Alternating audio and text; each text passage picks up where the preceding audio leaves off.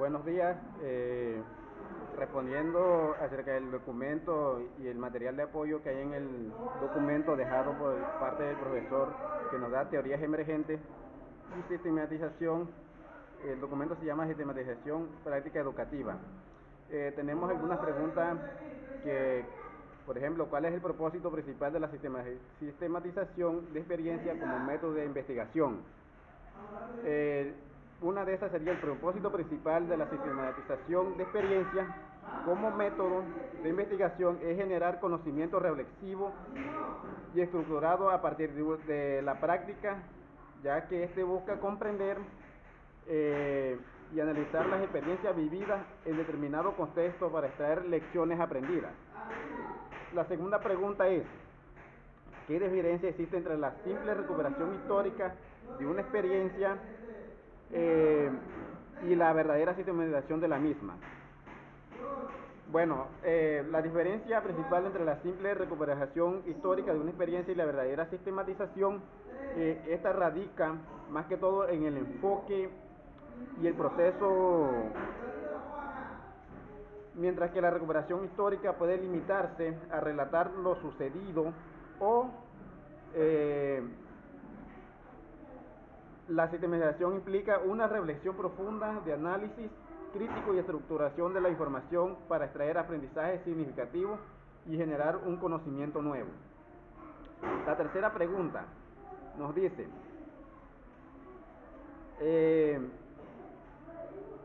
¿cómo se relaciona la teoría con la práctica en el proceso de sistematización de experiencia?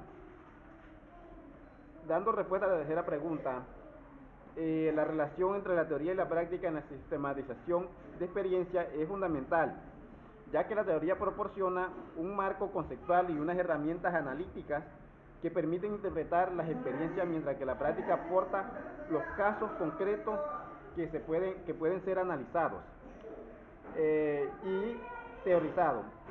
Esta relación nos permite que la sistematización sea un proceso dinámico y enriquecedor.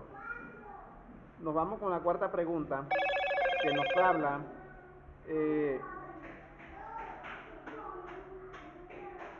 cuáles son las etapas clave en el proceso de sistematización de experiencia y qué papel juega la reflexión en cada una de ellas.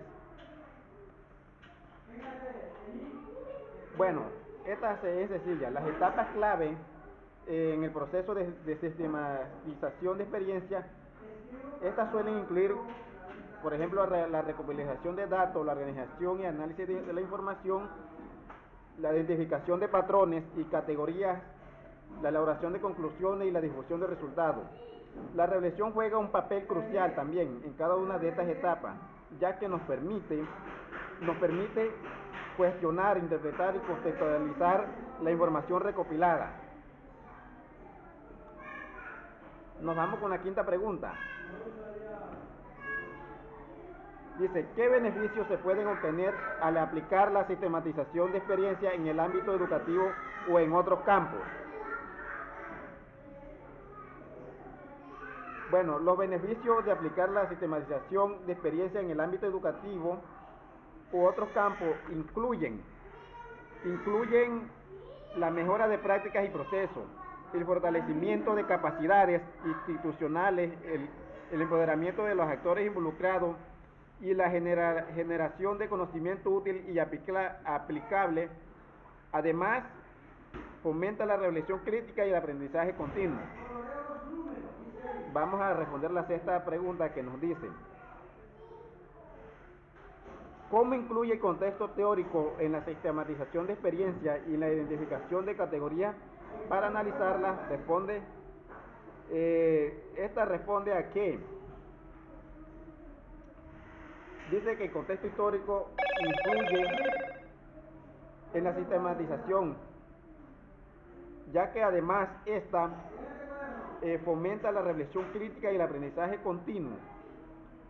Y el contexto histórico influye en la sistematización de experiencia, ya que nos proporciona marcos conceptuales y unas herramientas analíticas que nos permiten analizar o interpretar los datos. Bueno, asimismo nos ayuda a la identificación de categorías para analizar las experiencias, proporcionar modelos o unos enfoques que nos guíen a la reflexión y a un análisis crítico. Sin embargo, es importante no limitarse a un único contexto histórico y considerar múltiples perspectivas para enriquecer nuestro análisis.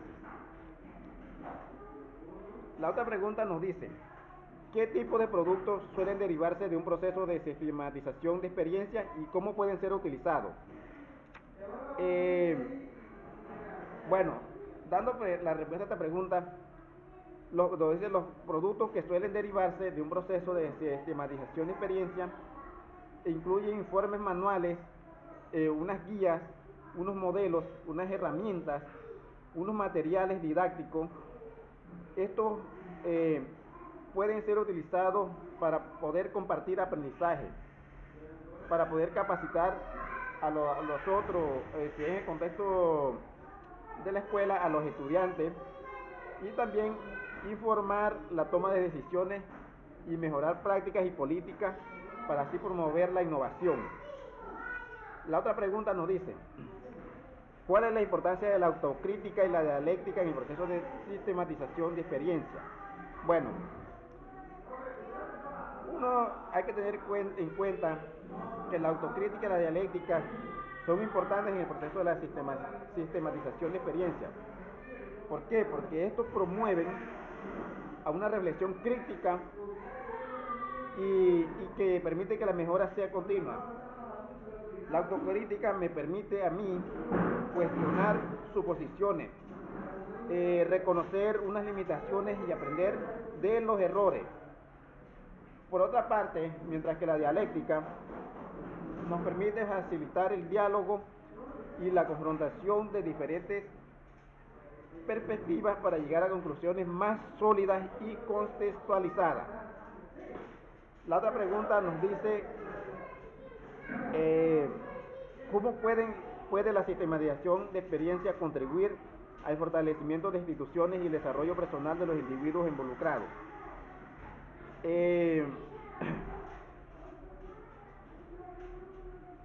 Esta es la sistematización de experiencia. Nos dice que, de acuerdo al documento, nos puede contribuir al fortalecimiento de instituciones, al mejorar la eficiencia, la calidad y la sostenibilidad de las prácticas y procesos, ya que además esta fomenta el desarrollo personal de los individuos involucrados al promover la reflexión, el aprendizaje continuo y el empoderamiento. Y para finalizar, la última y no menos importante, la pregunta que nos dice, ¿qué diferencia existe entre la sistematización de experiencia y otros métodos de investigación tradicionales? Bueno, para hacer una disertación, ya que esta pregunta, las principales diferencias entre la sistematización de experiencia y otros métodos, se diría que en la investigación tradicional incluye un enfoque en la reflexión crítica sobre la práctica. Ahí es donde surge la participación activa de los actores involucrados, por ejemplo, la generación de conocimiento práctico y aplicable, y también la orientación de mejora de prácticas y procesos. Por otro lado, mientras que los métodos de investigación tradicionales a menudo se centran en la recolección de datos objetivos, por ejemplo, para probar una hipótesis o teoría de sistematización de experiencias, se enfoca en comprender la complejidad de las situaciones prácticas y extraer aprendizaje significativo para la acción. Dando respuesta a esta pregunta del profesor, esto fue lo que pude disertar acerca del documento, lo más importante. Muchas gracias.